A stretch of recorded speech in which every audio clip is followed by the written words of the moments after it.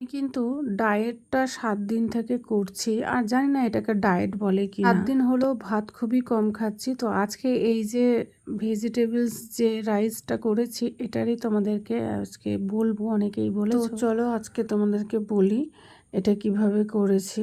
আর তোমরা দেখে জানিও যে আমি রোগা হয়েছি কিনা। আর এক্সারসাইজ কিন্তু করতেই হবে। আমি প্রত্যেক দিনই হাঁটতে যাচ্ছি আর অল্প স্বল্প এক্সারসাইজ করি। এমন না যে খুবই একদম হার্ড ওয়ার্ক করছি, ওরকম কিন্তু কিছুই করছি। তো তোমরা জানিও যে আমাকে রোগা লাগছে কিনা। আমার পা তো এমনিতেই অনেক রোগা, কিছু মানুষের হাতের থেকেও আমার পা রোগা। তো যাই হোক, চলো শুরু করি রেসিপিটা বলা। তো কিছুই না, আমি হালকা তেল দিয়েছিলাম আর ওর মধ্যে ছিল ক্যাপসিকাম, ছিল বিনস, ছিল গাজর, আবার একটু আলু কুচিয়ে দিয়েছি। তোমরা আলুটা নাও দিতে পারো। যেহেতু নিরামিষ ছিল তাই কোনো পেঁয়াজ দিইনি। আমি বেশ খানিকটা কাঁচা লঙ্কাও কেটে দিয়েছি সয়াবিন, আর লাস্টে কিন্তু দিয়েছি কিছুটা পনির। বেশি দিইনি, পরিমাণ মতো দিয়েছি। সকালবেলা এক্সারসাইজ করে এসে কিন্তু আমি এই যে এটা লেবু দিয়ে খাই, এক একদিন এমনিও খাই। চিয়া সিড আর তুলসী বীজ আছে এর মধ্যে।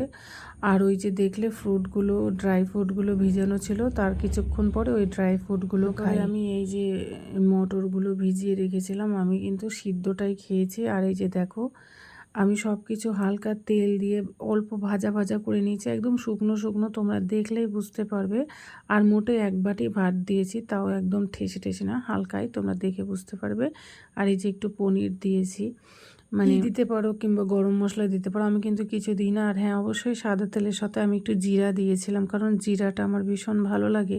আর জিরে খেলে তো এমনি পেট ভালো থাকে, গ্যাস অম্বল না হয়, তার জন্যই জিরা দিয়েছিলাম। গতকালকে রাতে ডিম সিদ্ধ খেয়ে ঘুমিয়েছি, আজকে ছোলা সিদ্ধ খেয়ে ঘুমাবো। টাটা।